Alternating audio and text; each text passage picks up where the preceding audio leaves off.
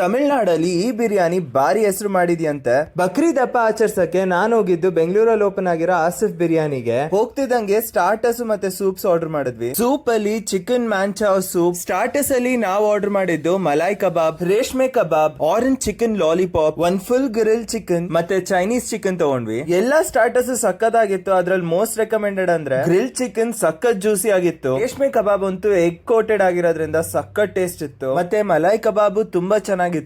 ಬಿರಿಯಾನಿಲಿ ಇವ್ರು ಮಾಡೋ most famous ಮೊಗ್ಲಾಯ್ biryani ಮತ್ತೆ ಮಟನ್ ಬಿರಿಯಾನಿ ತಗೊಂಡಿದ್ವಿ. ನಿಜ ಹೇಳ್ತೀನಿ, ತಮಿಳ್ನಾಡಲ್ಲಿ ಇವ್ರಿಗಿರೋ ಹೈಪ್ ಮೋಸನೇ ಇಲ್ಲ. ಬಂದ್ ಒಂದ್ಸತಿ ತಿಂದ್ರೆ ಮತ್ತೆ ಬರ್ತಾನೆ ಇರ್ತೀರಾ. ಟೇಸ್ಟ್ ಹೆಂಗಿತ್ತು ಅಂತ ಕಮೆಂಟ್ ಬಾಕ್ಸ್ ಅಲ್ಲಿ ಹೇಳಿ. ಹಂಗೆ ಈ ಪೇಜ್ ನ ಫಾಲೋ ಮಾಡಿ. Thank you. ತಮಿಳ್ನಾಡಲ್ಲಿ ಈ ಬಿರಿಯಾನಿ ಭಾರಿ ಹೆಸರು ಮಾಡಿದ್ಯಂತೆ. ಬಕ್ರೀದ್ ಹಬ್ಬ ಆಚರಿಸಕ್ಕೆ ನಾನು ಹೋಗಿದ್ದು ಬೆಂಗಳೂರಲ್ಲಿ ಓಪನ್ ಆಗಿರೋ ಆಸಿಫ್ ಬಿರಿಯಾನಿಗೆ. ಹೋಗ್ತಿದ್ದಂಗೆ ಸ್ಟಾರ್ಟರ್ಸ್ ಮತ್ತೆ ಸೂಪ್ಸ್ ಆರ್ಡರ್ ಮಾಡಿದ್ವಿ. ಸೂಪ್ ಅಲ್ಲಿ ಚಿಕನ್ ಮ್ಯಾಂಚಾವ್ ಸೂಪ್, ಸ್ಟಾರ್ಟರ್ಸ್ ಅಲ್ಲಿ ನಾವು ಆರ್ಡರ್ ಮಾಡಿದ್ದು ಮಲಾಯ್